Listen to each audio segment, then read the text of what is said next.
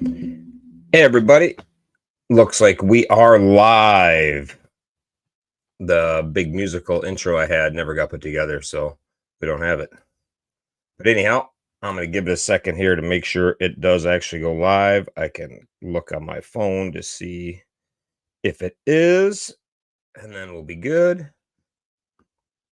What we have going on here tonight will be a little, let's see. Oh, there we got somebody on there, so it must be live. Let's see. Yes, I think we are good. All right, we're going to get rolling. Welcome, everybody. This is Mile Monsters Inc. This is our ride review. So, this is the Hoka Hey Motorcycle Challenge 2024, the ride. So, what I have is a list of my days I put together. Everybody's ride is different. I just want to start out by saying this is my ride, and anything I say is just what happened to me, what I did, and my opinion. So take it for what it is. Most of you know I'm Riot. This is my fourth Hoka Hey. I started in 2018, where I placed fifth place. I started in, and then I did 2020, where I tied for fourth with Hopper, and 2022, after wrecking my bike and putting that together, I crossed the finish line in sixth place, I believe. So that brought us to 2024, where we lined up and got ready to go. It was a pretty exciting time. Spent 2 years getting my body and my bike back together. New bike, but getting my body back together so I could withstand the ride. And I was really looking forward to it. But going into the 2024 Hoka Hey, I kind of thought this would be my last one. I've kind of had my ups and downs, but it's just something different. So my family's stressed out about it all the time. So I kind of had it on the back burner that this was going to be my last one. And so going into it, that's kind of what I thought.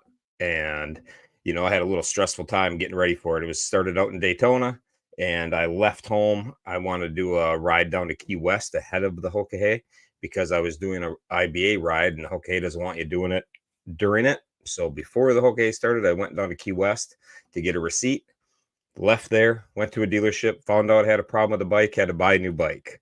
So then the next day I rode back to Key West to break that bike in and get another receipt. So I did that, and finally got to the starting line. So by the time the Hoka Hey started, I think I had 3,000 miles in 4 days, the 4 days prior to the Hoka Hey. So I started it on the 4th along with 200, and I thought it was 230, but I guess it was 225 riders, and it was pretty epic. So if you picture 225 riders, some friends and family there, they everybody was lined up. Everybody's bikes, they kind of come into a big area down at Destination Daytona, the Harley dealership there, and everybody gathers around, and it was a little chaotic. They weren't real clear on what to do, and they do a bike or a rider blessing. They did that, and they call you up by numbers, but it was a little chaotic and not really done. You were supposed to line up by numbers, and that just didn't work. People got their blessing, and they just jumped on their bike and rode to the front. So I was much further up than I should have been, and nobody really had any idea. It was a little bit of chaos and not really the best setup, but worked out fine for me. I was closer to the front than I should have been, and I had a friend of mine 3 bikes up, so that worked out good. And I told the guys in front of me, that I'd be passing them immediately because they had really loud pipes, and I wasn't going to deal with that for the first 3 hours. So that was kind of funny, but I did in fact pass them. But um, leading into it, it was a little bit stressful for all the riders because everybody was watching this tropical storm that was coming in. That was Tropical Storm Debbie at the time, and she was supposed to hit the Keys on Sunday. And the trajectory changed. Everything with this thing changed every day. So every time you looked at it, it was something different. But it did, in fact, hit. And when we left on day one, we got wet. So I'll just give you a quick little recap on day one.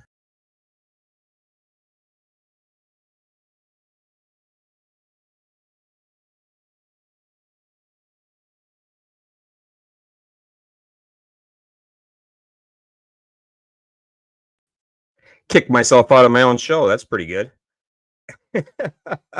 So I hope I got a couple of videos here that I'm going to show you. So bear with me because I had them preloaded, but now I kicked myself out, so they must not allow that. But here is our my route from day one.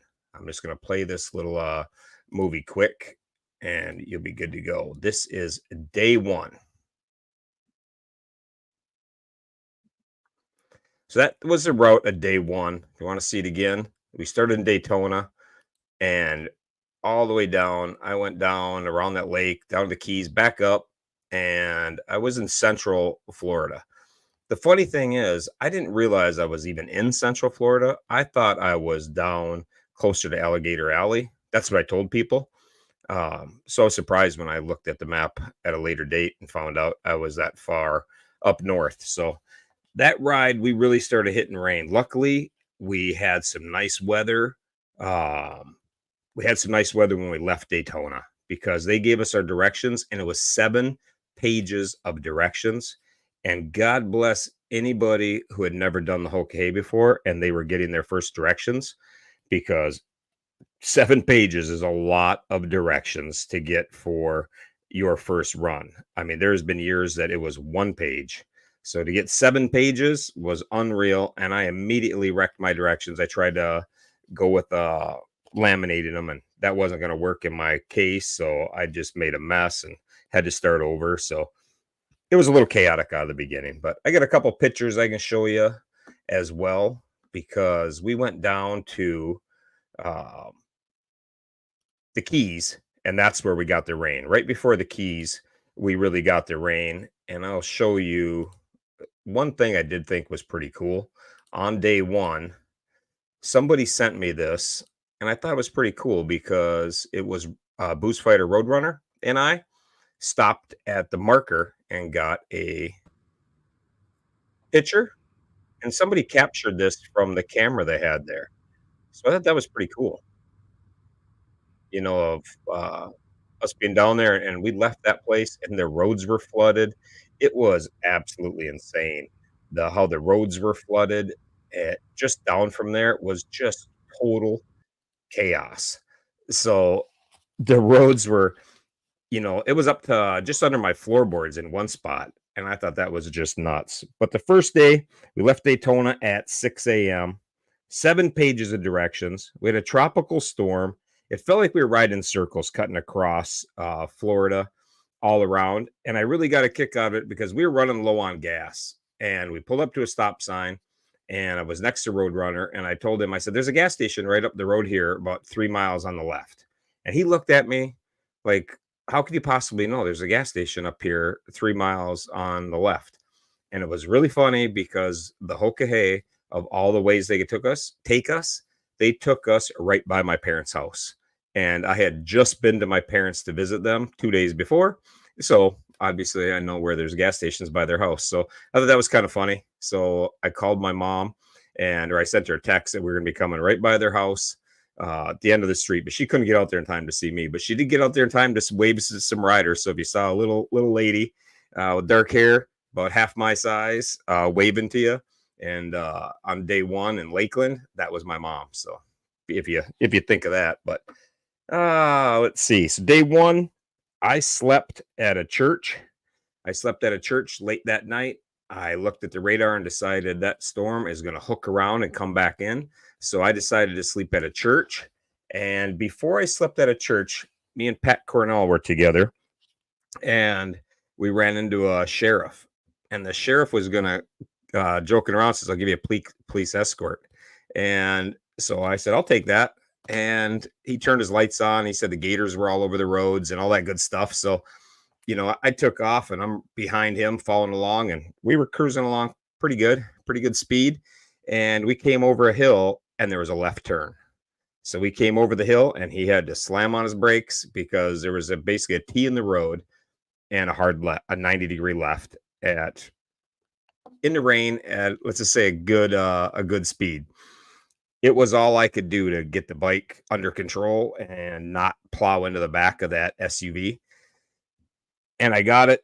I gave up on trying to downshift. I had to just manage my steering, and I knew the bike was going to stall because I couldn't get it even remotely functioning. But I got it. I got around him, and he made the left kind of slid, and I wasn't going to do that in the rain. And there was a little field road right there, so I took the field road and made that. So Pat was right behind me, and I had a picture. Well, I do have one picture, so I can show you. A one picture. I think I got to share the screen to get this thing open. If you bear with me 1 second here, because it was pretty incredible. I'm no expert at this, but I think I just have to share the entire screen to do this. So bear with me, and I'll share my screen so then you can see it. I just have to do a couple things so I can still see the comments. There we go. Here's day one, a couple pictures I have from it. This is Roadrunner and I at the southernmost point. And I tell you, this was horrible weather, but look at all the tourists. That place never takes a break from seeing people. So I thought that part was crazy. The guy in between us, I don't know, he was yelling at something, but he was having a good time. But this was a storm, and a half. So I thought that was pretty cool that, that gets that kind of attention all the time. But here is going across the bridge down there. I think that is Roadrunner in front of me. It was Pat Cornell, Roadrunner, and myself that were riding. And I don't know who was where because you could barely keep track of your own stuff and see anything. This is the tropical storm. This wasn't even the hurricane. And it was just getting bad. So it wasn't horrible yet, but it was, as you see, it was tough to see. But this is the picture I took right before I had to grab some brakes. That was me following the sheriff ripping down the road, and he had his lights on and everything. It was pretty comical. But I took this picture. Literally, that was about 5 seconds before I had to make a hard left. So I don't know. That was my only souvenir from the thing. And if Pat wouldn't have been behind me, nobody would even believe that even happened. It was so crazy. Like I've never had anybody like get a stop like that or escort like that and have it go south. But this was my first night's accommodations. So as you see, I was lucky. I was behind a church. They have some kind of I don't know, a tent thing there. It was not raining where I was at, so it was pretty slick. I threw out my mat. There's how I sleep.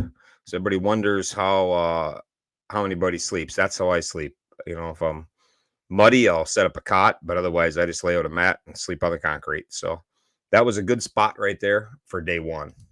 There was nobody there. It was nice and simple. So at the end of day one, I rode for 19 hours and I put on 1,048 miles. So that was kind of fun to see that and to figure that out, afterwards. I just figured it out today, or just looked it up, all the miles I rode. So when you get to the end, you kind of laugh at the, how things are that, when you do that many miles, because you don't even realize some of the days you do that many miles. So it was pretty cool. But gets us to day two, which was August 5th. This was a lot of Florida again, and this was where it really started to rain. Now it really started to rain, and the weather was turning south. I mean, it was going bad. And we went across, and the crazy thing about the route, we went right back to where we started in Daytona, right back to the Harley dealership.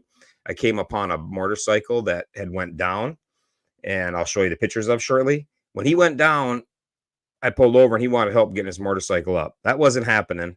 We weren't getting his motorcycle up. So I got him to a store and we got him taken care of with a wrecker and that kind of thing. But he hadn't slept yet. And that was a problem. And he had told me he was trying to make it back to the dealership. And I had no idea what he was talking about because I don't look ahead on the map. So I had no idea what he's even talking about. I said, why would you go back to the dealership? And I thought I was way further south. I really wasn't that far from the dealership, but still a few hours of riding. And so that part of it was pretty crazy that he did, was trying to do that. But here is day 2, the route that I took.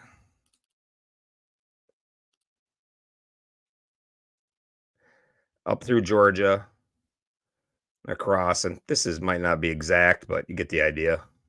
Northern Alabama, and I ended up staying right on the Alabama border. I actually thought that I was in Mississippi, but I hadn't crossed the border yet. We were still in Alabama. There were some crazy roads up there, really beautiful, hardcore twisties. Iceman, he had crashed up there in Alabama, and we found a place to sleep behind a store that had storage units. So in the between the rows of storage units, we stayed there. And Roadrunner met up with me, and we stayed there. Chrisman, he was there, but I don't know where he was. He was somewhere by that store though, but we didn't know that until later on. But when we stayed that night, there was a bunch of ants. So the damn ants got in my helmet, the little tiny little damn things. They were in my helmet like crazy. So I was fighting ants for the next 3 days. I guess that's one way to stay awake, but that was a pain in the ass trying to keep those ants off of you. But day 2 was a lot of crazy weather. Like that was the hurricane hit. There were trees falling down. I was rolling down the road and a tree fell down right in front of me. And as I was thinking how I was going to get around it, a truck went right by me and right around the thing down the mud. It was like Baja City, and the roads were flooding. Power lines are going down. There was a stretch on one of the roads in North Florida, Georgia, that you literally had to watch the trees. As much as I watched down the road, I was watching the trees to make sure no more were falling. They were losing branches, trees falling. And then we got out of that. I stopped at a laundromat and washed or dried my clothes. So we dried some clothes, and I felt way better after that. I dried my clothes. I stripped down everything I had. I put in the dryers. I got 5 commercial dryers, and I put a little bit of clothes in all of them.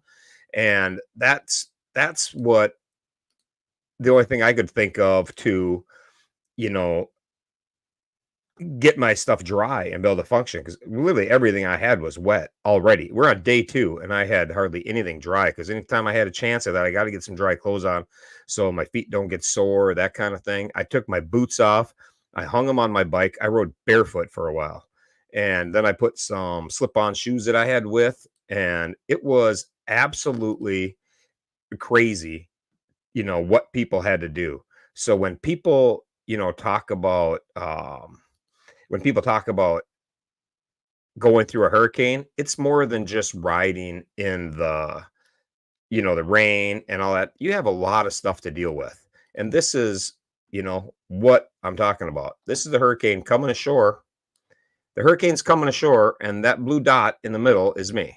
So that's what you're fighting as we were, looks like I was a little northwest of Jacksonville, right in the hurricane coming right at us. So in a picture, there's riders all over the place throughout this, and they're all getting pounded by torrential rains, blowing winds. The wind was just insane. How it would have gust, and then there'd be nothing. Then there'd be some gust, and there'd be nothing. This is when I decided to stop at the laundromat.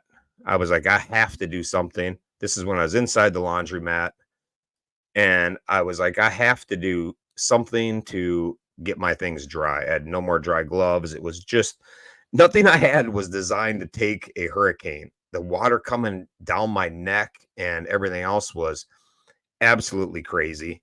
So, it was just an unbelievable chaos of it. But this is the motorcycle that the guy dumped that morning, that he wanted to handstand it up so he could drive it out of the ditch. I said, we're not driving that out of the ditch regardless. That's record time. So that's what happens to the guys.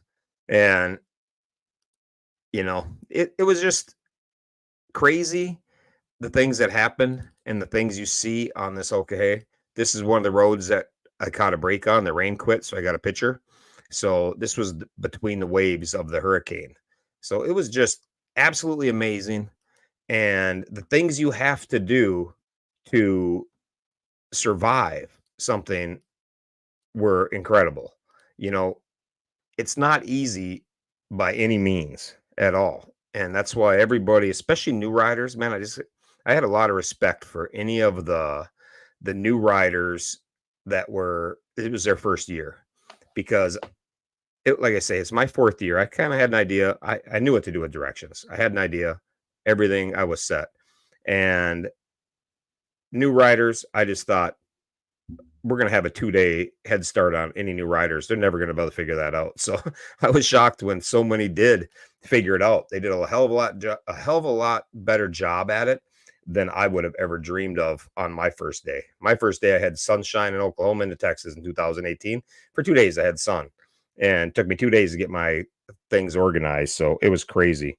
But day two, I had 1,000 miles. Day two was a little bit, I'm pretty sure it was 1,000 miles, but it could have been off by 25 one way or the other because my phone, every charger I had was dead.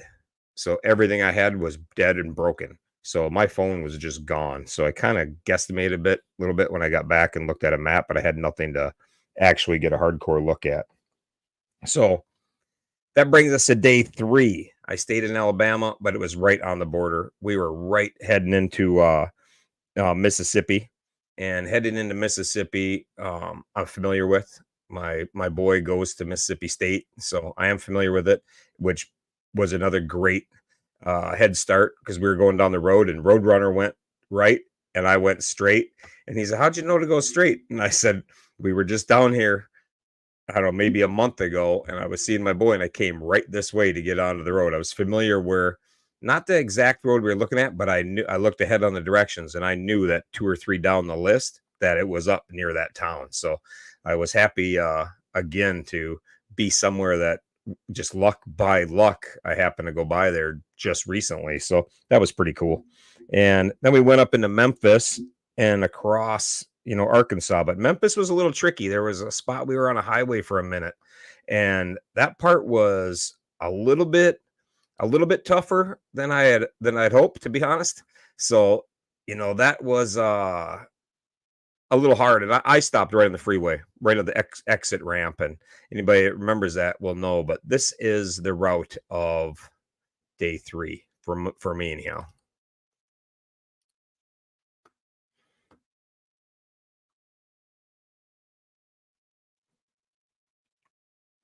That little line you see in Arkansas that kind of just jets down to the left, that was my first big boo-boo in directions. And looking at my map and my layout of the directions, it turns out that I'm a lot better at left turns than I am with right. So I'm not sure why that is because I'm right-handed and I think everything right would be good, but everything I missed, I was supposed to go right and I didn't. Almost everything that went wrong with my riding this year was the same thing. I missed a road that I was supposed to take a right on and I went straight. Or, something happened, but that was my first big one. That happens in the Hoka Hey. If you don't have some mix-ups, you know, that you know, then you're not doing something right because that's just part of the Hoka Hey. Use paper maps. My maps at this point were soaking wet. I was having mad crazy trouble. My tank bag leaked for the first time since I've owned it, and it was full of water. Like I'd take it and dump it out. So that's where I had my maps on day one. That was not the brightest move. So, but I got over to Oklahoma that night. We got a good night's sleep. Roadrunner was with me.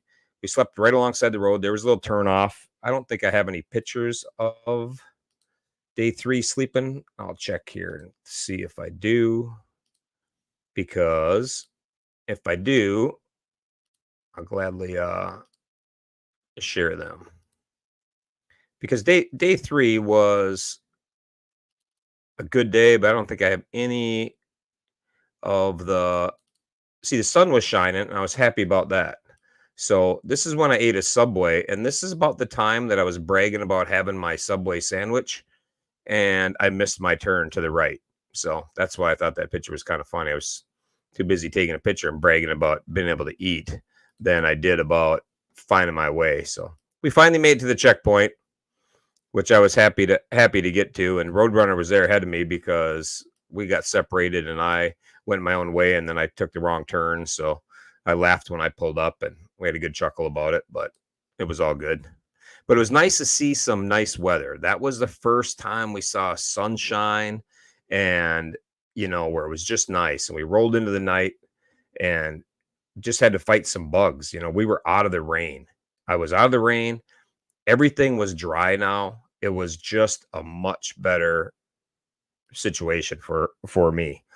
So that part of it was awesome, to not have to deal with anymore, to see sunshine and clear skies. There was a lot of people who fought that weather the whole way. So day 4, Roadrunner's bike took a shit. He headed south into Texas to look at getting it fixed. I kept rolling on. Had great weather, fast riding. We were through. Oh, I don't know if I can't summon that up here. Day 3, I rode 1,028 miles in 21 hours. And that was the hurricane day. So I was pretty happy I could get over 1,000 miles in that monster weather. So that part I was happy about. The wrong turns I took, things like that, I wasn't so happy about. But day 4, Roadrunner's bike, like I say, took a dump. We had great weather. It was super fast riding.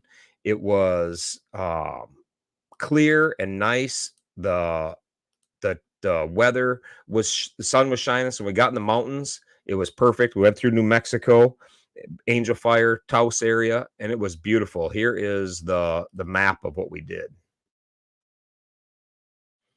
There you right there is awesome.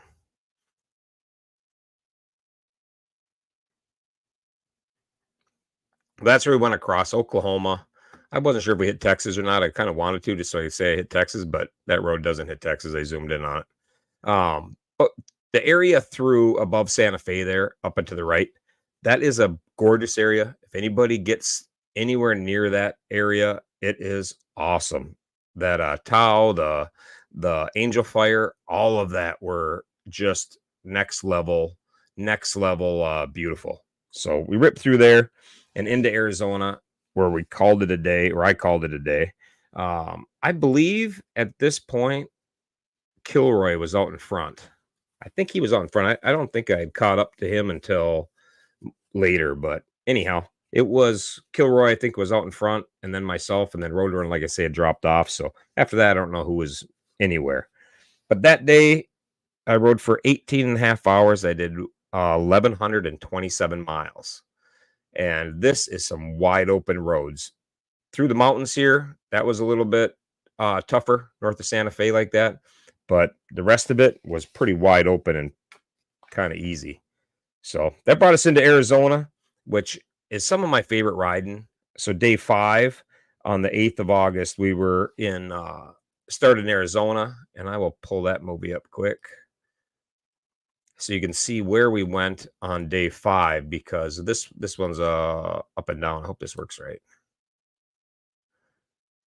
Yeah, that one line is not in the right place because I didn't have that mistake there. I just didn't want to redo the line again. You can see where we went up. And we went right by the Grand Canyon. And the cool thing was everybody took a stop and took a picture by the Grand Canyon. And I just blew right by it at whatever speed I was going. I just went right by and gave it a wave because we were just there. The exact road we were on, the Grand Canyon's got 50 roads you can go by and take a look at it and all that good stuff. The road that we were on, we had just taken Gavin to that 2 weeks before, 3 weeks before, whatever it was, in July, where he took the goat on his tour. So we went right by it. So I didn't have to bother with any of that. But Sedona, I don't know that I've ever been in Sedona, but that place is really cool. The Grand Canyon is obviously awesome. Being back where Forrest Gump finished his run, that was cool. That is in southern Utah. So right as we come into Utah there, where the part of the map is a little more yellowish, right there is Monument Valley, right in the bottom. Mexican Hat. We went on the Moki Highway, which is absolutely insane. A dirt road with 10% grade of loose gravel. I can't believe that we didn't lose more riders on that. It was absolutely crazy. Wrong Way says I did go through Sedona in 22, so that tells you how much I pay attention. It was probably at night where I didn't even notice it. If that's anywhere near Jerome, I went through it at night. So because I missed Jerome, and I've always wanted to go back there, but it was beautiful, that whole area through there, and You saw a lot of animals, a lot of elk. That is where I caught up to Kilroy, somewhere in there that night, because we were in the mountains when I passed him. So it was somewhere in there. And that was another really cool mountain. If he's on here watching, he can tell you where it was, because it was really, really a cool place. So might have been the day before down there in those mountains. I don't really know where I was when I slept. So it was kind of crazy. Yeah, Sedona is just below Jerome. So yeah, I guess in 22 I went through all that, but it was at night and it was horrible weather. But if you get a chance to go to that area, it is absolutely incredible. And from there we headed up through Utah. I love Utah. It's my favorite place to ride. We went up through, we just didn't even hit some of the bigger things, but where we went was pretty awesome. All the way up through the top into Wyoming. And when I got into Wyoming, it was super windy. We got to the checkpoint of Flaming Gorge, Harley, and I got my bike serviced and I put new tires on. So I was debating about when to put tires. I wasn't sure if they're going to have them available in Montana, and I wasn't taking any chances going into Alaska without it. So I put tires on at that checkpoint. That was the last of my good decisions at the checkpoint. And this is why you can't just make decisions when you're extremely tired, and why I'm a firm believer that sleep deprivation really does mess with your brain and make you think things not accurate. I made it to that checkpoint. This had been a long day. I'd probably been riding for 18 hours at that point. I would have been around 950 miles, maybe 900 miles, something like that, but of hard technical riding that wear you out. I was tired. They had a beautiful place to sleep at the checkpoint. I thought I had a few hours left in me, so Riot the Idiot took off from there and left a perfect place to sleep in a park with cover, everything, and I left, and I got up north of there, where Value is at and where she lives, and it was horrendously windy, absolutely terrible. I picked a crazy bad spot to sleep. I thought, this is a horrible mistake. The wind was blowing so bad I couldn't even hide from the wind. It was just crazy. And I couldn't sleep, so I finally got up and I decided to leave. I left there and I decided to go to there was Wind River Reservation, and I was cutting through there and wherever they had us going. Well, I decided I got to get some more sleep. So I decided I'm going to pull off to a city park I see, but I missed the park. And so I just went through a neighborhood and was going to make a U-turn. I saw some gravel, thought it was a gravel road. No, I rode into it. It was somebody's driveway who was not very friendly. They have a big sign up. It was absolutely awful. So my bike's tipped over in gravel that was not designed for any kind of riding at all. And there my bike is laying outside in the gravel, just a disaster. So thank God I had Gophers get her up with me, and I could get that thing back up on its wheels. And then when I did, it wouldn't roll. I had to dig the gravel out. It was just god awful. I mean, I don't know how to describe it other than awful. Like, you couldn't make a worse mistake than that. But this was the day going through Utah, and that is just such beautiful country, man. If you haven't been out there, I would definitely go out there. If you ride motorcycles, obviously I'd ride a motorcycle. But this is Monument Valley, coming into it. It's just one of my favorite places to ride. This is one of my favorite spots to stop. I stopped here, but I didn't take any pictures. I stopped at a pullout just to get a look at it, and I think I got something to eat, but man, I look like hell in that picture. Could have washed my face. But this is the part of Utah that I love. This next picture. When you see things like that, it looks like the highway ends. And that is that Moki Highway, however you say it. That highway goes up that hill, that mountain, that sheer face. I've been down this road before. I went down to the end of this road and there's a parking lot there. I thought the road just ended at the parking lot. I had no idea that there was the Moki Highway went up to the top of that and then kept going. I had no idea. And I've literally been down that 2 or 3 times taking pictures and never noticed that if you go down to the left, there's a highway to go on. And it was the Moki Dugway. Thank you. and it was absolutely crazy. Like going up that hill, I'm a believe I take pictures like crazy. So I'll use my phone under any conditions. I don't care. This is the best picture I could get because I just whipped my phone out of my hand and took a picture. That's the guardrail. A foot of muddy gravel, I guess. And that's what the road looks like. So that's what all the Hoka Hey riders that didn't go around it, because evidently they detoured people around that at some point, but I don't know if anybody didn't go up it, so I don't really know what's up with that. But anyways, that's what it looked like for anybody that went up it. And anybody that went up that, props to you. that was that was no joke. I ride pretty much anywhere I can, and you know, that is nothing to joke around about. I thought this was cool. I pulled into a checkpoint and there was all these handwritten notes to all the riders that rode for Mile Monsters, and Value had, put these up at her dealership. So I thought that was pretty cool. So that was, neat to see. And I kind of walked by it and looked at it and I'm like, hey, wait, I know all these people. So that was pretty cool. So I thank her for that because that was pretty cool in all. So my day 5 was a wrap. Like I say, where I slept there, it was awful where I slept, but I managed to get 1,036 miles in 23 hours of riding. So I was doing good on the miles. I was doing bad on my time and my rest. And I should have noticed that. I usually do a better job at keeping track of what I'm doing right and what I'm doing wrong. And I wasn't. I think I was on a little sleep deprivation already. So, is what it is. So, but that was good. And it was, the miles were going good.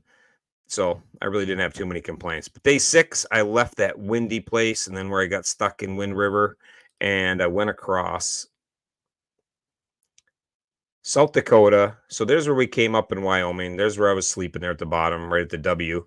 And we went up through the mountains there. As you see, if you're gonna do a Hoka Hey, try to look at a map and wherever you see mountains, don't plan to sleep there because that's what really stupid people do. And I'm one of those. And Wyoming on the first Hoka Hey got me really bad over in Gillette where the mountains were because I didn't stay in town where it was nice and warm. I thought I can ride longer. And I rode another hour, which put me right in the top of the mountains, and it was 35 degrees and windy and miserable. So if you're doing it, you're gonna do it. Don't do that. Don't stay in the mountains. If you see a town and you're feeling tired, stay in the town. The temperature is much, much better and more enjoyable. But this day, I laughed at myself repeatedly because as you see in the South Dakota where that line goes up, that's me missing the road and taking a wrong turn. So I missed the road into South Dakota to the right. No big deal. Maps are maps. You make mistakes. This was funny because I've been to South Dakota for 35 years and I go that way all the time. I know those roads pretty well. And I got out there and I was just enjoying the scenery, forgot what I was doing.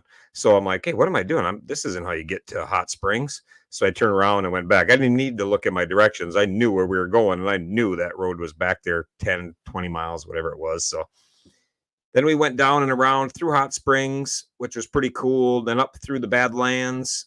I went through the reservation and then we went up towards Rapid City, down into Deadwood, and then up to Deadwood, I mean, and Spearfish Canyon, and then out the north side, the same place we went in 2022 when the route started there in Rapid City. So there was a lot of things familiar there. And again, I made some mistakes. I came into Deadwood and I knew we were going to Spearfish Canyon. I saw that on the directions. So I had to laugh at myself when I come into Deadwood and I just take a right and start heading towards Sturgis. So my mind went to, because the motorcycle rally was going on. So my mind went to, I'm at the rally now. We're going to go party. So I had to laugh at where my mind went, but took a wrong turn and got down in there and I went through the canyon. Spearfish Canyon is really cool, really, really popular during the rally. So there was a ton of construction, things like that. So I was doing a lot of things I wouldn't do if I was at the rally. Misty was out at the rally. So I didn't get to see anybody. Obviously, I just blew right through. And that place I stopped up in Montana, that place was awesome to sleep at. It was pulled into a gas station, and I asked the sheriff if there was he was getting gas. He showed me where a city park was. They had running water, a picnic table to stay at. I think I got some pictures of that because that was pretty cool. The pictures. Let's see, are we on day 6 or day 7? Day 6, I think. Yeah, this is a place I slept at the end of day 6. And this was a day I had picked to have a good meal and restack the bike. So they had it had cover. I didn't grill anything, but I did make my own food. And then I repacked and restacked and kind of took care of some things, got rid of some garbage when things were wet and that kind of thing. So, um, and here's a picture of my bike from when I using Gopher's Get Her Up. See Gopher's Get Her Up stand? That was me standing the bike up. And I was not getting this motorcycle up without Gopher's Get Her Up. This is when I started it with a Get Her Up. You see that loose gravel, the front tire, it was in there good, and she was not getting out of this gravel. I was not picking that bike up. I took my tour pack off, and it was not standing up at all. So that's let's see, do I have any other good pictures here of that? But this was what South Dakota looks like if you ever want to know, if you've never been there. That's South Dakota, the prairies. I love that place. It's one of my favorite places to ride. So that's always a lot of fun. This was on at Wounded Knee. I thought that was another awesome place to see. Read that sign. I took a good picture of the sign. This was a picture of the bike I wanted, but anyhow, as you see, it was pretty. The places they send you are pretty epic. That was day 6.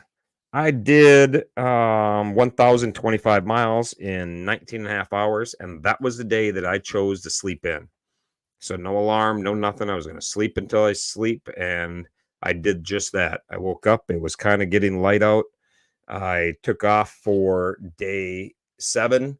And I did that because I wanted to make sure I was kind of rested heading into Canada because I didn't know what that was going to be like. I didn't know what the hassles were going to be getting across the border, what the hassles are going to be getting gas. So I wanted to make sure that, I was ready for it.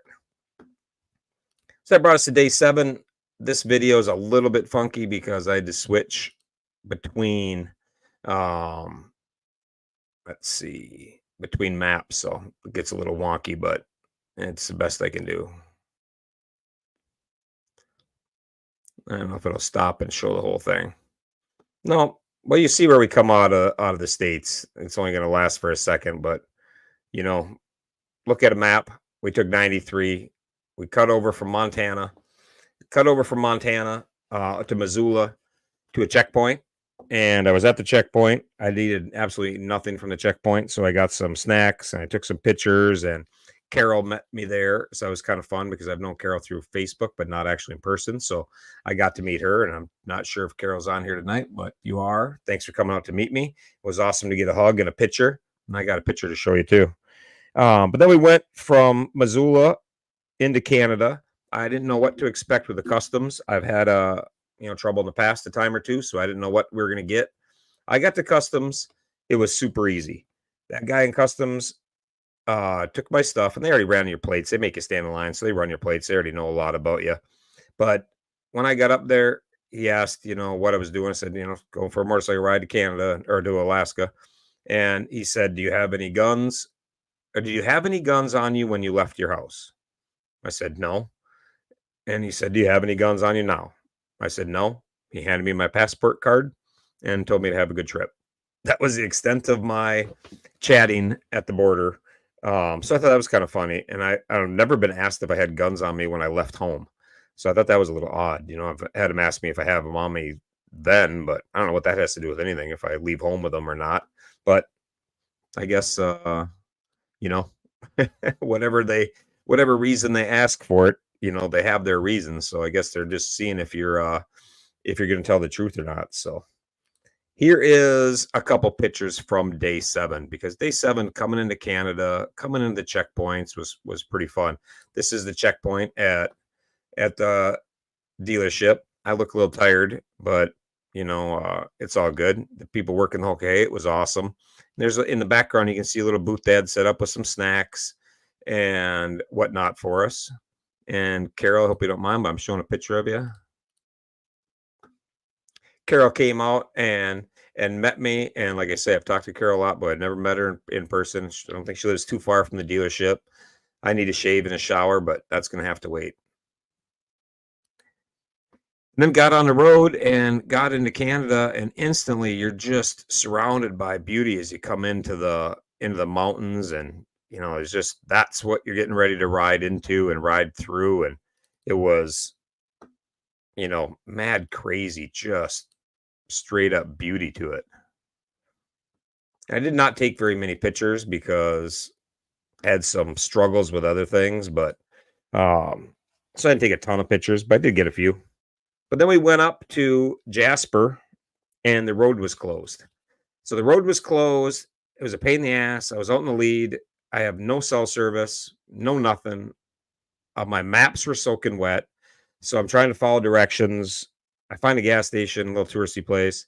They tell me, the road's closed. How they do things in Canada is they're just closed. They don't tell you anything.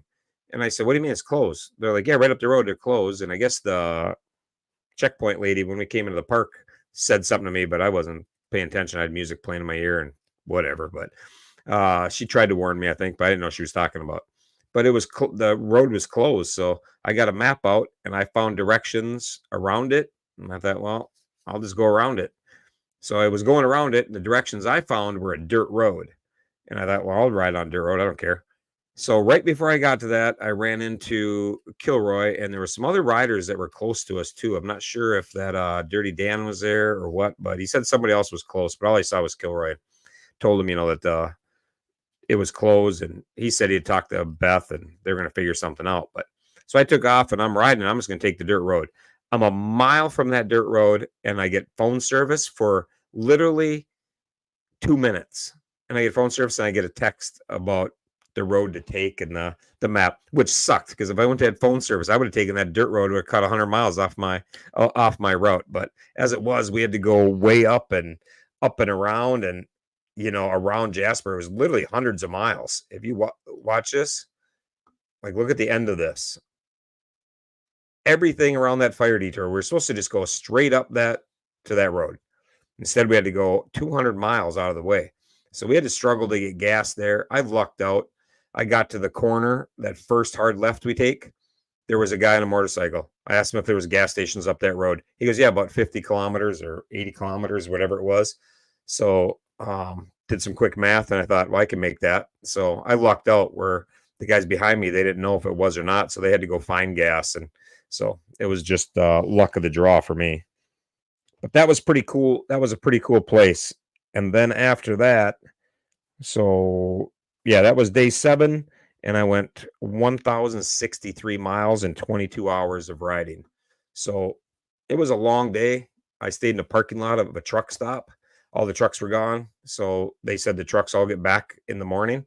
So I stayed right in the middle of the parking lot because I knew that if I overslept, trucks would start honking that I was sleeping right where they need to park their semis. So take a chance you don't get run over, but also helps you so you can get going in the morning. But day 8 was the Alaskan Highway, and that was a whole new ball game. This is where a lot of things changed on day 8. So I will get the video so you can kind of see where we went. Here is day 8. Day 8. Well, I wish we rode that fast. I hate that when it switches maps. I didn't even realize it would do that I couldn't go back and just pause it.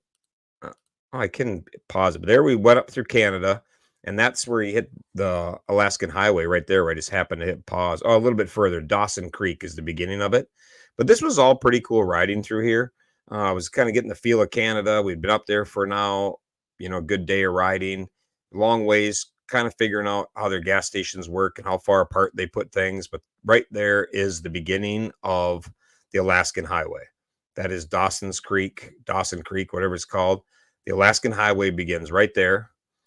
So there I took off and I went up to Whitehorse. But before I got there, I came to a town, and this is where the directions were a little off by my reading. I'm not even going to say they were off, but by the way I look at directions, because I talked to some first time riders and they didn't read the directions how I read them. So I I believe that the directions were off by experienced riders looking at them, but maybe somebody new wouldn't look at them like that, because our directions, I don't know if I have any handy, but our directions show how far you have to ride, 20 miles, 30 miles, 100 miles, whatever. And then it says, then there's a turn and it says turn whatever direction, left, right. Left, right, or you go straight. And then it tells you the road name. So anybody who followed along knows I do this in a hurry. So I'm flying along. I don't read all the fine details, but I've gotten burned 3 times by not reading the column all the way to the right, which tells you if there's anything funky, if you're just missing a sign, or look for this or look for that, that kind of thing. And I never look that far to the right in the column. I always just get on with it. So I came at the 20 miles. It said hang a left. So at 20 miles, I hang a left. And then it says go 500 miles through this. And I said, well, there's no way I can go 500 miles, because 500 miles is going to put you in Alaska. And I know this road can't, it's not the Alaskan Highway. But on the directions said, hang a left. It's the road that takes you through British Columbia and back into the Yukon. So right down the road, it says, welcome to British Columbia. So I thought, okay, this must be a little loop. They're bringing me around to show me a reservation, to show me something. And then it's going to connect back with one, and I'll be back on that track for the 500 miles. So anyways, it wasn't the case. I went down the road 75 miles, thought this just isn't right. Doesn't feel Hoka Hey. Doesn't look right. I stopped, made myself something to eat, and looked at it, and I'm like, that's not jiving. So my tracker had a way to look at things, and I could do that. My tracker, I can text, and I kind of forgot about that feature. So I figured it out, got it up and working. My own tracker, Zolio tracker they use. So I could text Beth, and I asked her. Anyhow, long story short, I wasn't supposed to be down that road. So I went back up that road and got up to the top, back to where I was supposed to be, refueled, and took off. Because I was down the road, I stopped at that point because I'm like, I have to figure it out, because I have to have enough gas to either get back to that gas station I came from or get gas down the road. There comes a point that you can't be pushing it too far. And the crazy thing is, I was just at a gas station. The guy was telling me about a girl that got mauled by a grizzly bear at the lake that I stopped at. So I'm like, now I'm sitting in grizzly country. With an angry grizzly. I just made food, and now I'm waiting for correction on this direction. So, I got back on track, and mistakes compounded from there. I made that mistake. I was angry, to say the least. I would say I was pissed off, because the way I read it, for Hoka Heys, we've never been told to stop. Evidently, we were supposed to stop at a wellness center and get a wellness check if we wanted to. For Hoka Heys, I've never had anything on my directions other than turn left and ride however many miles it say to ride. So I never thought to look for anything else. I didn't read in it. I didn't read into it like I should have. And at this point, I was already overtired, so my brain was not functioning at full capacity. And so I made a mistake by not reading that right. Went 150 miles out of the way. That was mistake number 1. After that, I kept going down that road, and now I'm a little bit on tilt, a little bit pissed off, or a lot of it pissed off, on tilt. And I'm thinking, I had a 5-hour lead. And now I don't. And my plan was to sleep 5 hours. Nobody could possibly catch me, because if I slept 5 hours, even if it caught up to me, I'm going to wake up fresh. There's not a chance of anybody having a prayer. So I was pissed off at this. I got going down the road. I had it mapped out. I talked to some guy at the gas station and I had mapped out gas stations when they closed. I knew how far I could go to what town, and now these gas stations were all closing. Um, I should have pulled over and slept right there. I didn't.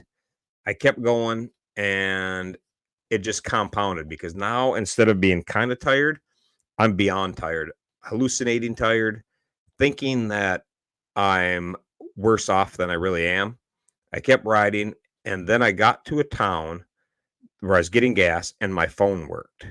And now the two things that I preached to all the monster riders and to any rider that I've ever known, I tell them, don't pay attention to the tracker and don't talk to people outside, other than, talk to anybody.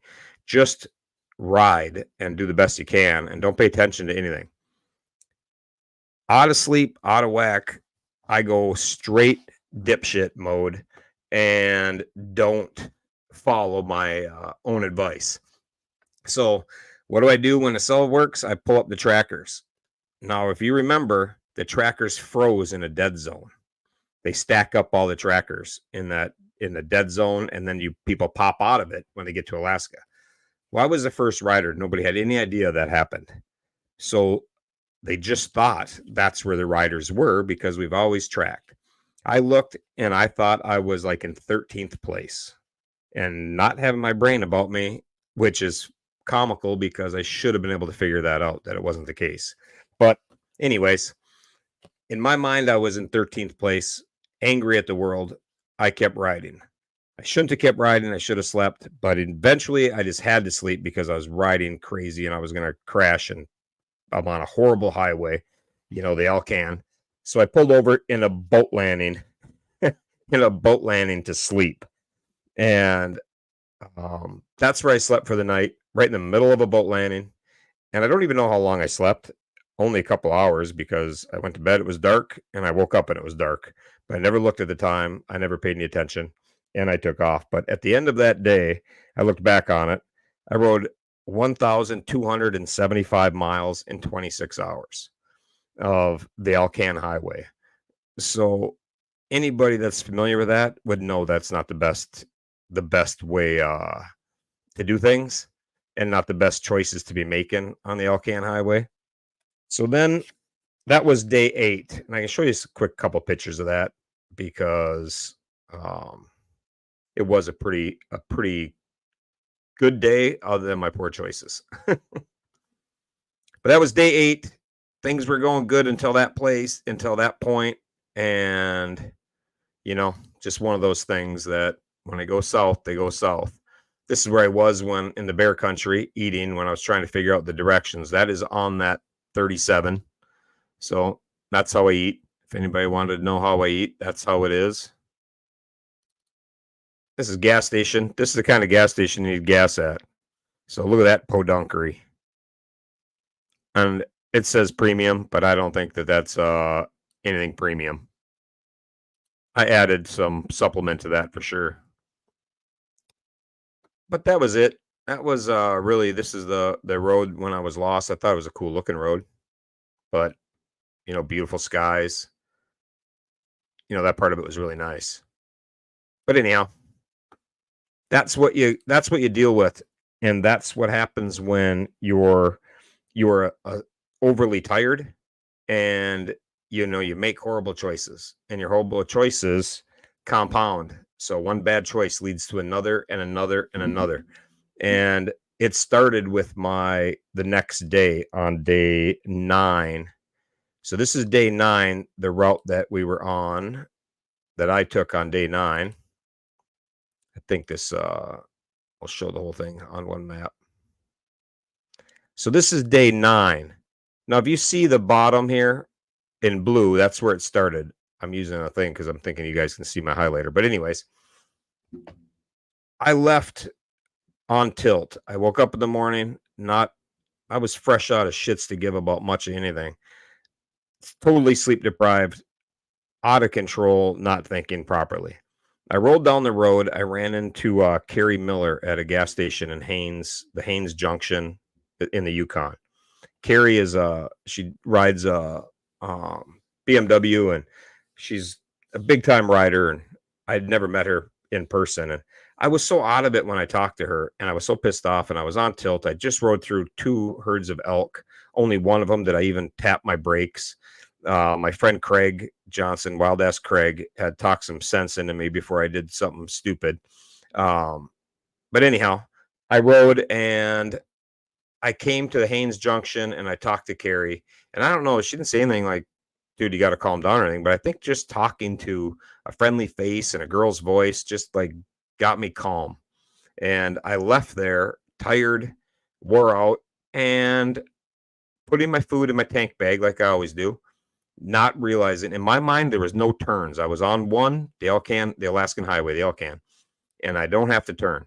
I leave Haynes Junction right out of the gate. You have to take a right.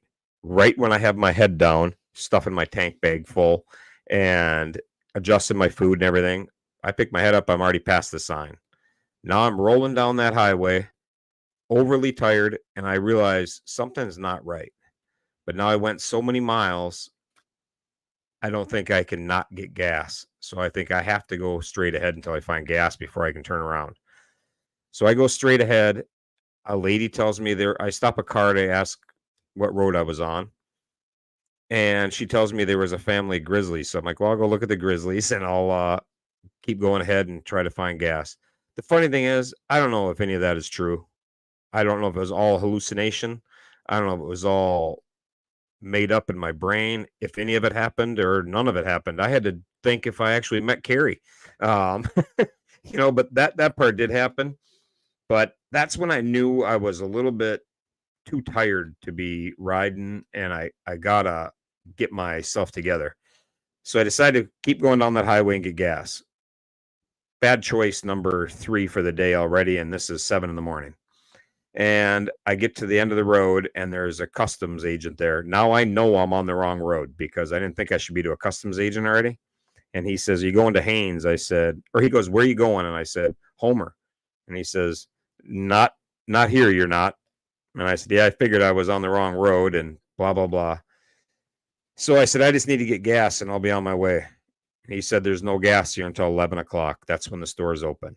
Now, this is 7 o'clock in the morning. I've already ridden hundreds of miles, and I'm 100 and some miles the wrong way. So I said, "How far back is it to the gas station?" And it was 120 miles, I think, if I remember right. And I looked at my gauge and I was like, I've never went 240 miles on that bike fully loaded. So I decided to try it. And I went back that 140 miles at 45 miles an hour in 5th gear, trying to limp it back to a gas station. Every time I came to a downhill, I pulled a clutch and just let it roll down. Well, I started running out of gas when I got back to Haynes Junction, where I had talked to Carrie 4 hours before, and got gas again, and then took off and headed into Alaska. So to say I was on tilt would be an understatement. My brain was broken. It was, in my mind, I was in 13th place.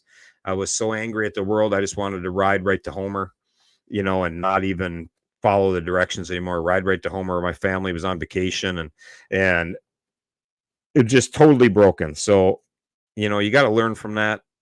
Sleep deprivation is real. It's not anything you should mess with. I was riding down the road as I came into Alaska, and somebody was talking to me on my bike. They're talking to me on my bike, and then they jumped off the bike and slid and stood up on the shoulder. And I looked and I was like, there's no way somebody could do that. And then I was like, there's no way somebody could be on my bike talking to me.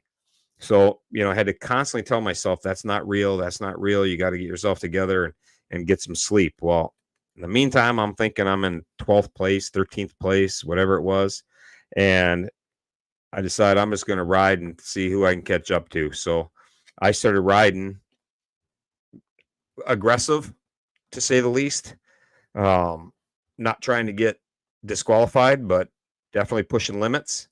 And I rode up through Alaska, all the way to Fairbanks, all the way down towards Anchorage, and I caught up to Kilroy. Well, I had figured Kilroy and Dan were ahead of me at some point, but I caught to Kilroy, and I thought Dan would be right ahead of him. So I just passed him and kept on going. And I thought, now I got to start drinking energy drinks because I got to go all these miles. It's going to be a race to the finish line now. And I'd already done over 1,000 miles at that point. So I was in no shape to be riding all the way.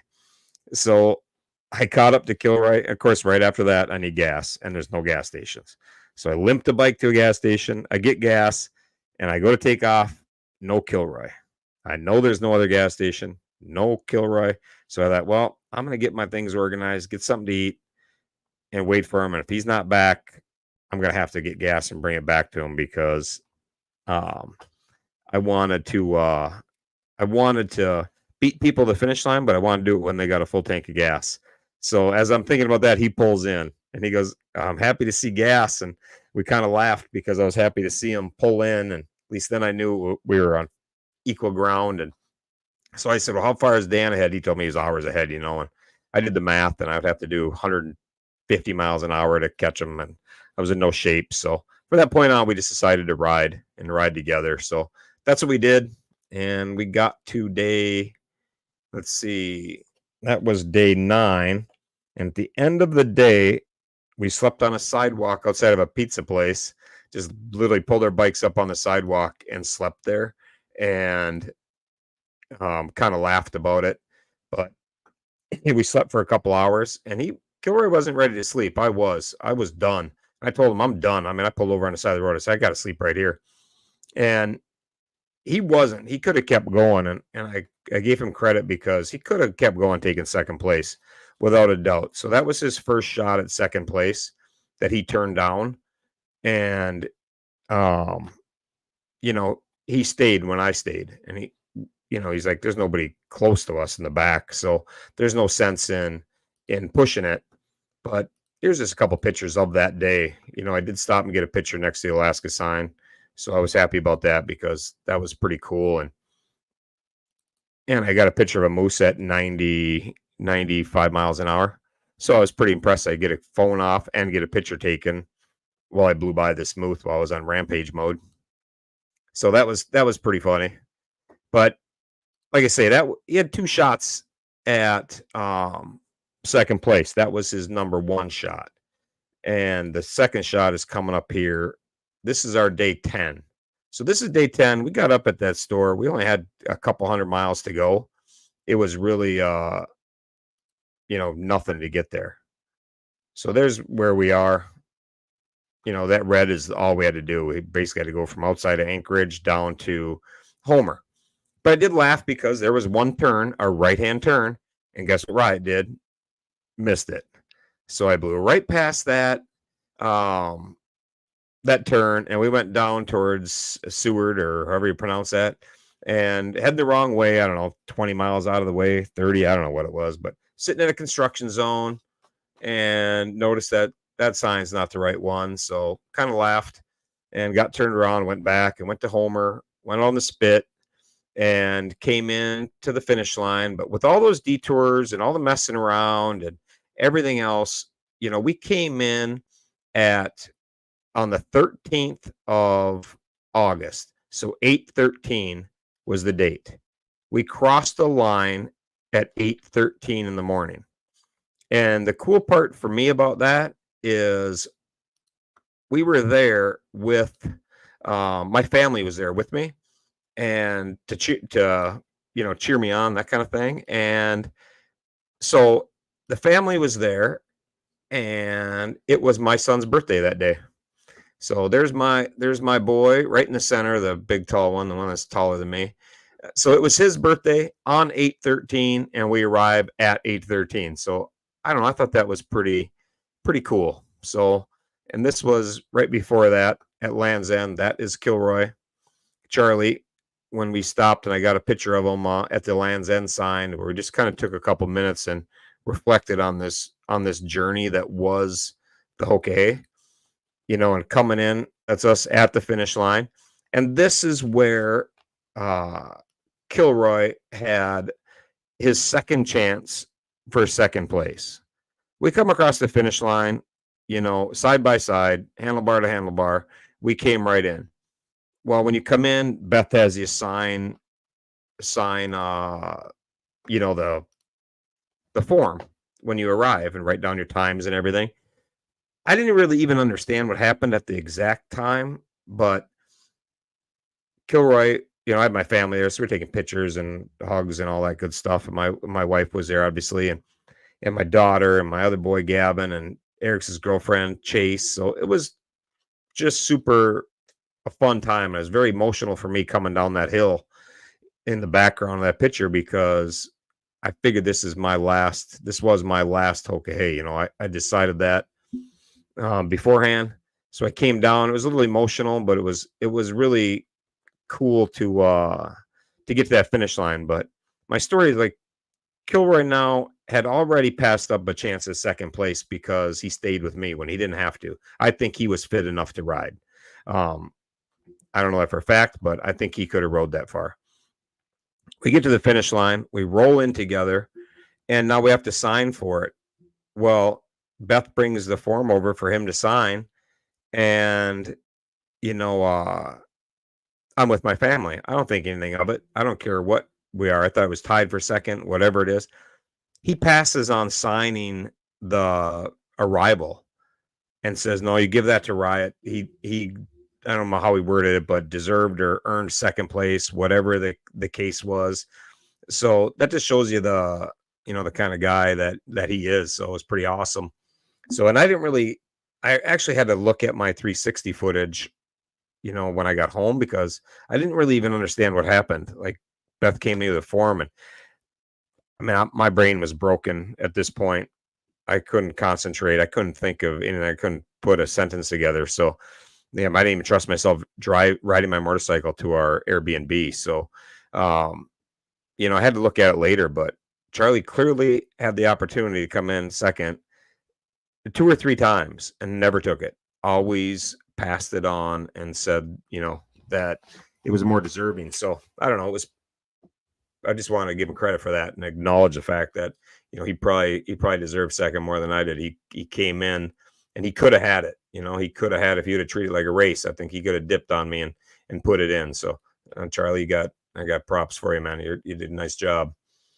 But from there we got done with that. That was my day 10. Came in on my kid's birthday. Of course, we had one last missed turn. We went on the homer spit, but like I say, we finished at 8:13, and that was, kind of meant to be. So I think all my mishaps, all my things that we struggled to do, and I struggled to do properly, were meant to be because I represent a bunch of boys that struggle and have a hard time. So I think I was meant to have a hard time, and meant to come in, wherever I come in. So I really don't have any knocks on it at all. My last day was 250 miles. And that was it, for the 250 miles. But my grand total in the 9 days and 6 hours I rode was 10,050 miles. So 10,050 miles. I think I was about 800 more than Hoka Hey was meant to have in 2024. So that happens, and it happens. They have paper maps. That's what you use. Use an atlas, a paper map, whatever it is, and you find your way. My motorcycle does not have a GPS on it. The crazy thing is, I've hardly ever had one with a map on it because I always rode Electric Glide standards, so they never had a GPS on them. So then for a couple of years they did have them on, and the bike I totaled in the last Hoka Hey did not have one, but the bike I bought to replace it did. And then I wrecked that one before this Hoka Hey. And now the 2024s do not have a GPS on them. So they don't have a GPS. In my broken brain syndrome I had at the dealership with Value, I had her mail some stuff home for me. My GPS was one of them that I have a nice Zumo that I really wanted for my ride home. I mailed that home, and it wasn't wired anyhow. But anyway, so I didn't have anything. There's no cell service, no GPS, no nothing. So when you do that and you have no way to do it, you're going to make mistakes. You use a paper map, you're going to make mistakes. You ride how I ride, and you push all limits of your machine, your brain, and your body. Like, you're going to make mistakes, and that's a fact. And I don't care about any of that. So Could I done better? Sure. Could I have won it? Yeah, if I would have done it perfect, but um, some choose to do it differently. I don't. The Hoka intrigues me by being so hard and to follow the paper maps, find a place to sleep, all those things. People that choose to use the GPS on their bike, that's on them. You use it, you know. I don't really blame anybody for using it, if you're going to be honest, because my brain was so broken in 2020. I came into Rogers, Arkansas to the checkpoint and pulled over and pulled up my phone to call an Uber to take me to the dealership. So that's how broken my brain was from being so tired. And sleep deprivation had me not thinking at all. And I was going to take an Uber. So anybody with any brain would know you can't take an Uber. What are you going to do with your motorcycle? You have to have your bike with you at the checkpoint, obviously. But that's not how you think when you're overtired. And, you know, people ride like that and make terrible mistakes. They're going to use their phone. They're going to use their GPS. Like the world revolves around your phone. So, I think the Hoka Hey should step up their game and that the Hoka Hey has not changed in 15 years since 2010, but the world has. And, in my opinion, they have to change how things are done, change the directions so people can use the GPS. Just make it so GPS, yeah, you can see the roads and everything, but you're going to have a couple other harder things to do. Because I don't think it's feasible to tell people not to use your phone, not to use a GPS. You're scared to death. You're in the middle of nowhere. You're in bear country. It's freezing cold. I mean, there was times it was 30 degrees, and the wind's blowing, and you're in grizzly country, and you lost. Man, I don't know. I don't know too many people that aren't going to look at their bike. Your bike has a GPS 8 inches from your face. To tell me that people aren't going to use that technology, it's to me just not happening, because I would have used it without a doubt. I tell people don't use that shit. Use a paper map. There was times I was so wet, so tired, so distraught. My brain was fried. I couldn't think straight. I thought people were riding with me. I thought I was talking to people. So there's no way I'm not going to think I'm going to use a GPS that's mounted right in front of my bike. That's a joke to say I wouldn't have. So I would definitely, I hope the Hoka changes how they run their directions, and I hope they get a little more advanced, and they move along, because they know everybody uses their GPS. People watching this right now, people who will watch us down the road, you did the ride, if you use your GPS or not. You can, nobody's quizzing you, nobody's making you take a lie detector test, but people know they use a GPS. They know they checked, and there's mad crazy advantages to that. Use a GPS, I know when to get gas. You don't have to hunt gas. I fill up at a half a tank because I have no idea where the next gas station is. If I know the next gas station is 80 miles down the road and not 120, then I'll push to 80 and I'll go get gas there. If I can eliminate 7 gas stops, throughout the ride, that's hours. So there's definite advantage, but like I say, I hope that they change how they do things, because they haven't evolved enough. And I think it's, if you ain't growing, you're dying. That's my way of thinking. There's not a business in the world that has a business plan that doesn't involve growth and change. And if a business doesn't have growth or change in it, they're not going to make it. They're not going to last. Something else will take their place, or they'll just get left behind. And that's what I don't want to see happen to Hoka. I have a huge history with it. I started a nonprofit after my first ride in it. That's where my charitable riding came to start. Our logo is a straight up medicine wheel right from the Lakota way of doing things. So, I got mad ties to it. So I hope it is successful. I think it needs to change some things to do it. But if you're interested in it, this is what you kind of come through. This is what you go through.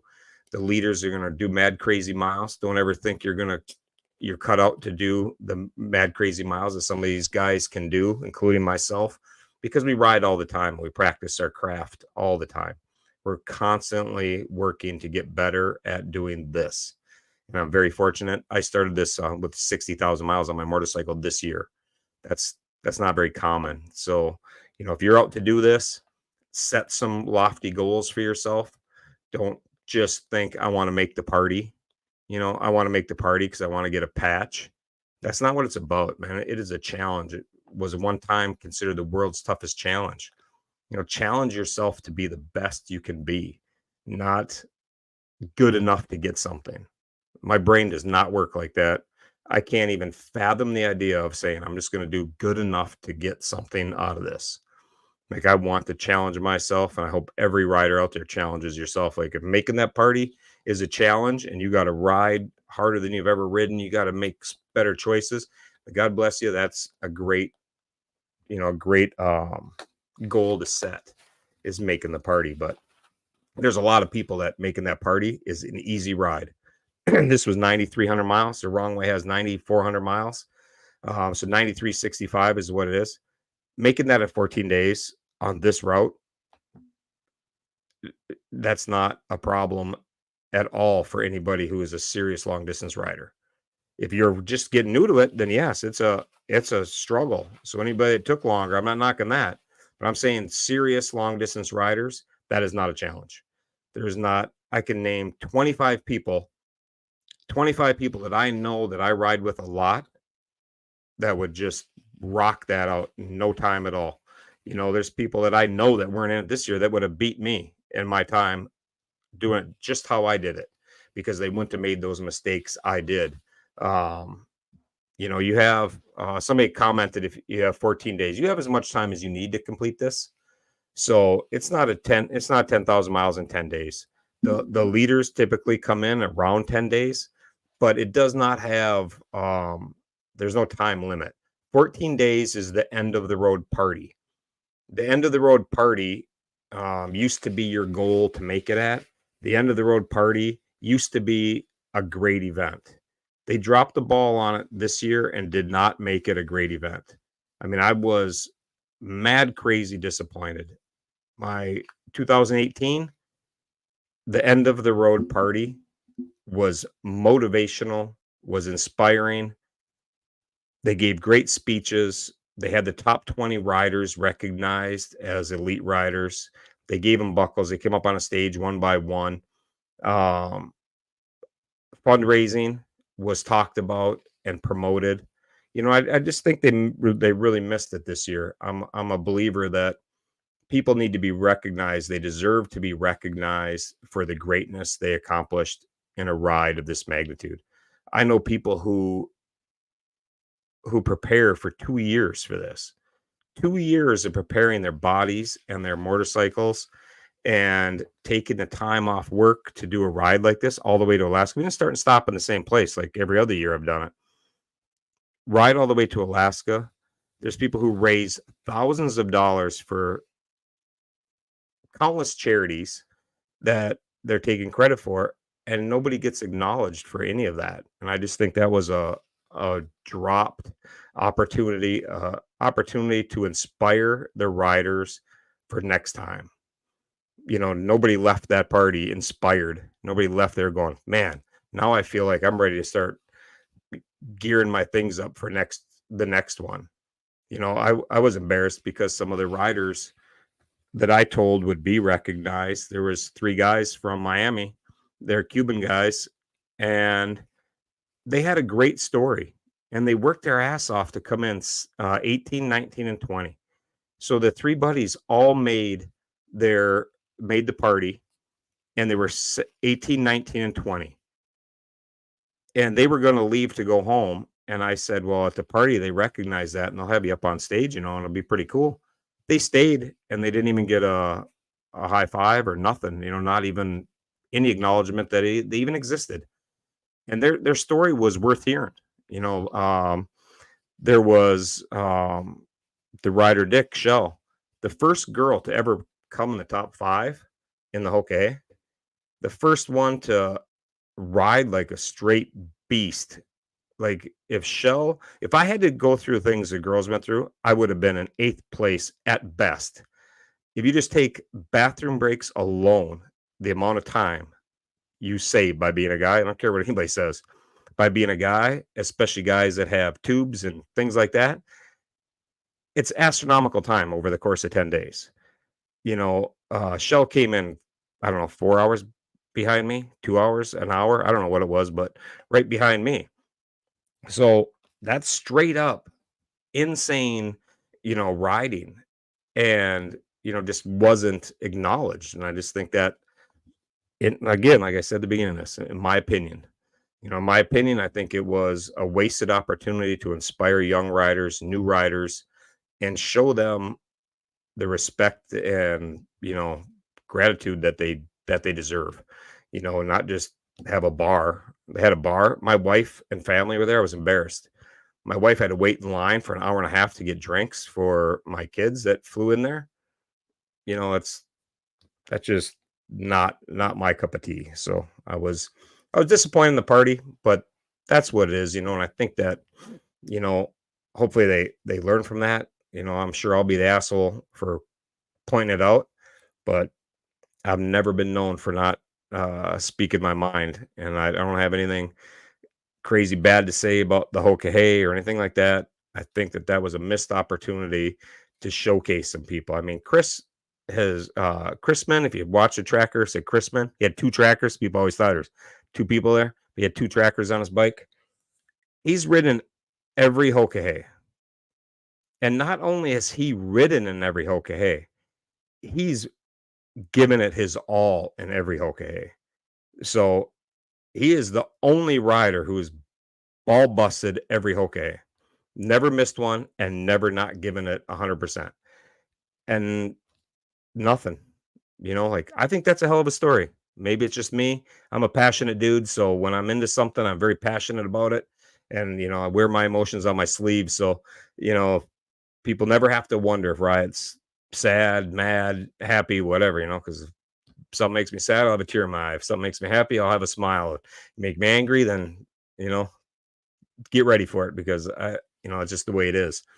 But um I'll be the bad guy. I don't care, because I think some people need to hear it. That group of top 20. Some people complain that I brought things up about the top 20. That's because when I started with it, the top 20 were the elite riders. They took that away and made anybody at the party an elite rider, and I don't care about any of that.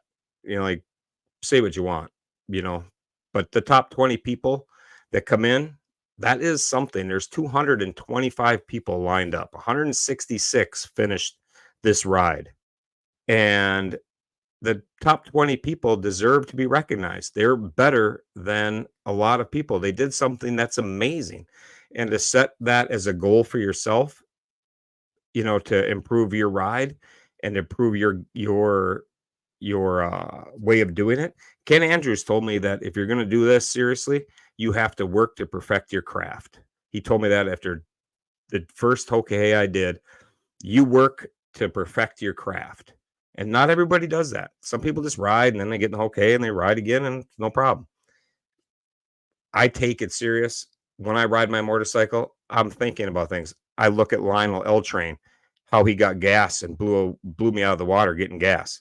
I took notes on how he did it, and I copied what he does, how he could possibly get gas that fast and be out of a gas station. So I worked at perfecting those skills that I took from other riders, from Ken Hopper, from Solo. You learn those things from everybody, and you try to get better. That's a certain percentage. And there's other percentage of just out. This is a tour, and that's no problem. I don't care that you're not in it to give it, your all. That doesn't matter to me at all what your purpose is. But those who do deserve to be recognized. And people say this isn't a race, so why do you care? If I have to explain to you competitive human nature, then we're built different. We are on different pages. Like, I can't explain to you why I want to be the best at everything I do. That's my nature. That's how I'm built. So if I'm playing my kid in checkers, I'm there to whoop his ass. That's how I'm built. When my kids beat me at anything, they earned it. I never gave them anything. They earned it, and I'm way more competitive than my kids. My kids are like my wife. They're nice, but that's just how I'm built. And I know a lot of people like that. We get in, you're in a line with a bunch of guys and we have a finish line. I am trying my best to beat everybody there within the parameters of it. And when I do, I don't care if I win or not. I'm just giving it 100%. And when I get to the end, if somebody beat me fair and square, no problem. You can ask anybody that has beaten me that I know solo. Him and I were racing neck and neck 2 years ago. Man, I was happy for him. Man, when somebody does something better than you, that doesn't mean anything bad. It's like they're maybe better prepared. They're just better riders, whatever it is. So, I'm just a believer that, yeah, this isn't a race, but I am also a believer I'm giving it 100% to do my best. And I hope my best is better than everybody else. So, yeah, it's not a race, but it is a competition against myself. And I am constantly training. I'm constantly getting better to do it. And I hope that the Hoka Hey changes how they do things and they acknowledge the fact that there are people who are elite riders who work on their craft all the time. They work on their craft and they perfect it. And instead of staying stagnant in the same shit from 2010, advance your game as a challenge. Make it harder for the riders. Do whatever it takes. There's a million things. I've thrown out ideas already to change it, to do that. Have an elite class if that's what you need to do. You sign up, you pay more, you get less instructions, whatever it takes. Leave at a different time. But, I love it. Um, I love how the Hoka Hey is set up. $750 for those directions. I would pay $750 for somebody to hand me the directions from Key West to Alaska like that. I would pay that just to go ride those roads at a later date. They're absolutely amazing roads. This route was incredible and it was super special. This is the one that Jim had everything to do with. Jim Red Cloud, the founder, had set this route up. It was awesome. The roads in Florida, I've been to Florida a ton of times. I didn't even know those roads existed. And I didn't know they existed. I didn't even know they were there. They took us on backcountry roads and it was insane. And no, you do not get directions. This is a great question. Do you get directions weeks before the trip? No, you don't. You get directions the day it starts at 6 a.m. They walk and hand everybody directions. You take off. Those directions are good to the first checkpoint. At that checkpoint, you get your next set of directions. This year they changed it so the dates, so when you get those directions, are not available when you get there. They're available on a day. That's not flying with me. I'm not interested in getting to a checkpoint and not having directions handed to me, be available, where I have to wait until the next day or whenever, because all that does, now you're setting up a race because everybody's going to pile up at the third checkpoint. And then when you're handed the directions, that means I get 2,500 miles now to bring it.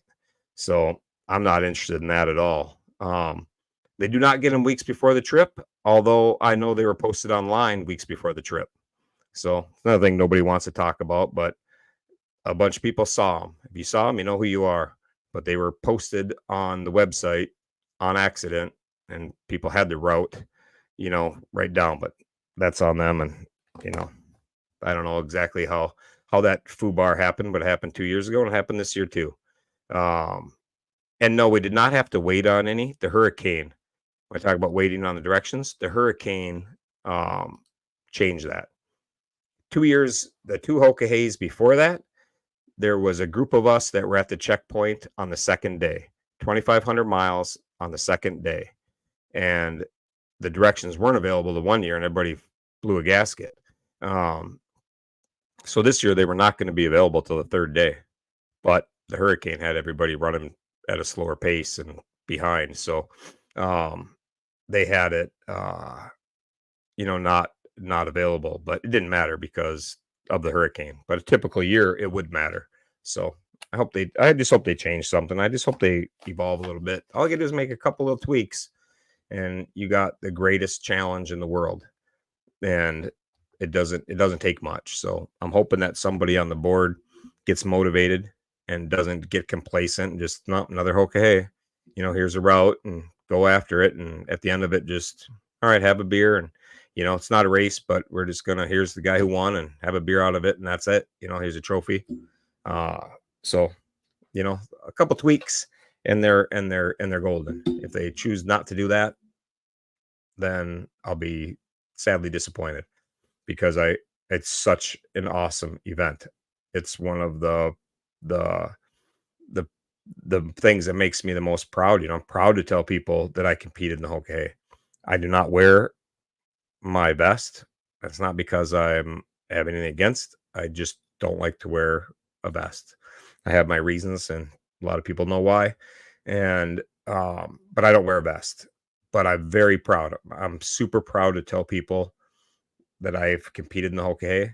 I tell people, and when they're telling the story of what you did, and nobody asks me, well, how'd you do or how'd you place or anything? They're just amazed you did it.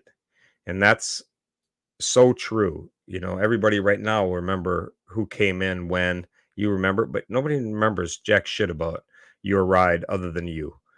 Nobody remembers what place ride came in 2000 in 2020. Nobody remembers and nobody cares.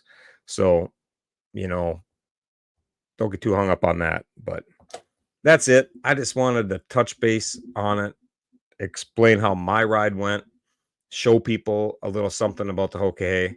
I'm not the best at this. I was trying to throw some videos together so you could see the route and see the mistakes I made.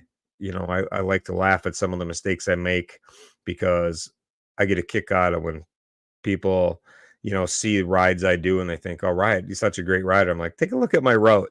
Like you might think twice about it. I got some skills, but evidently making right hand turns at a timely fashion wasn't one of them. So I missed a lot of those right hand turns. So, uh, but everybody else, I wish you all the best of luck in your Hoka Heys to come.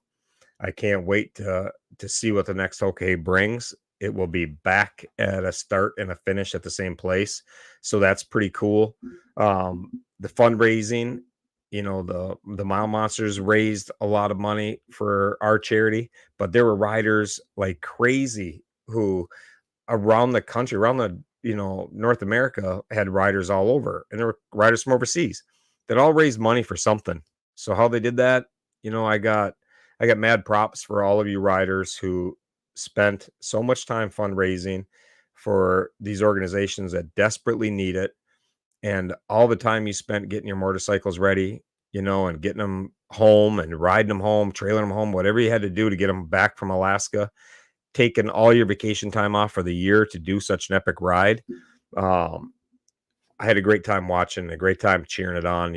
We had two riders, Carrie and Paula, that was just fun to watch them, push, and two girls riding and you know, two girls riding through bear country and everything else, and is insane, to think about it. And I know those two, so I followed them, but that's a story so many have that makes the Hoka Hey so special. Is that everybody has that story, and everybody had somebody watching them on a tracker, and they saw you ride up the Alcan highway. They saw everybody do everything. So, you know, my hat's off to you. That's really all I got.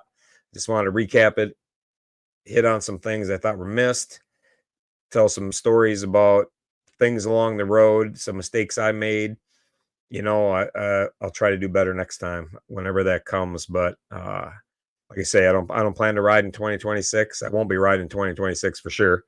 So I wish everybody else the best. If anybody has any questions, I'll be happy to help you set anything up, get you ready to go, because there's nothing greater in the motorcycle world than finishing that. The feeling you have when you cross that finish line, when you give it your all, is absolutely amazing. There's no the look in people's face, and the harder you push, I think the more rewarding it is. So uh everybody who's experienced that, I know what you feel at that moment. So it's pretty cool, and I like to see that in other people. They come across that finish line, and you spent 10,000 miles on shit show of roads, and struggled getting lost and everything else, and you did it. So, that's that's pretty awesome. So yeah, I'm gonna go do some monster epic shit. I'm on quest for 100,000 miles. I'm at 80,000 right now with a busy schedule coming up with some family stuff. But I'm gonna knock that out in the next couple months. So stay tuned for some riots adventures as I roll across the country a couple more times, getting that thing knocked out. And then we got a bunch of stuff in store for next year. So there's always some epic stuff to do. And I've made some great friends through this Hoka Hey, and I just love it. So uh, thank you all for doing it, because if it wasn't for the riders, there would be nothing to talk about. There's 226 people at 225, whatever it was, uh, that stepped up and lined their bikes up and risked it all facing a hurricane to do it. And that's what makes it so epic. When people talk about the hurricane and this year, anybody that did that, I don't care where you finished, if you finished, you had the balls to get there on that starting line and ride right into a hurricane and attempt to get there. So it was that's pretty epic. So, my hat's off to anybody did, especially you first year riders. Man, I've really been mad crazy impressed with any of the first year riders. I say you had 2 extra days added on trying to figure out directions in a hurricane. So that's pretty badass. And the rest of us who've done it a few times, we can relate to the struggles on the road that you felt. So like I say, if anybody has any questions, hit me up. I'm an open book, and I'll tell it to you like it is, and hopefully you don't get too pissed off at me for it. But that's that. But I thank everybody. I look forward to watching your adventures down the road, be it the Hoka Hey, be it IBA stuff, any other events, any monster events you're doing, Hoagie's Heroes events, whatever you guys are doing, man. I like to watch it. I like to follow along. Hit me up with a friend request. Follow us on YouTube, and please follow us on this Facebook page, because Facebook made us get this page. So because we're a company, Mile Monsters Inc., the nonprofit, you have to have this page. So please follow that. We have a couple groups, but please follow that, because that's how we get sponsors to help us out, to help the kids. We get sponsors that donate things that we can raffle off or just raise money for our boys. So that's what it is. And I will see everybody when I see you. So I'll try to do another review of some other rides, maybe the Dalton Highway I'll do, and fill everybody in on that. It'll be much shorter than this hour and 45-minute disaster of a display I put on, but it's not what I do on a regular basis, so I'll get better. I see my wife is watching. I love you, honey. You're in Paris. Go to bed, get some sleep. Peace.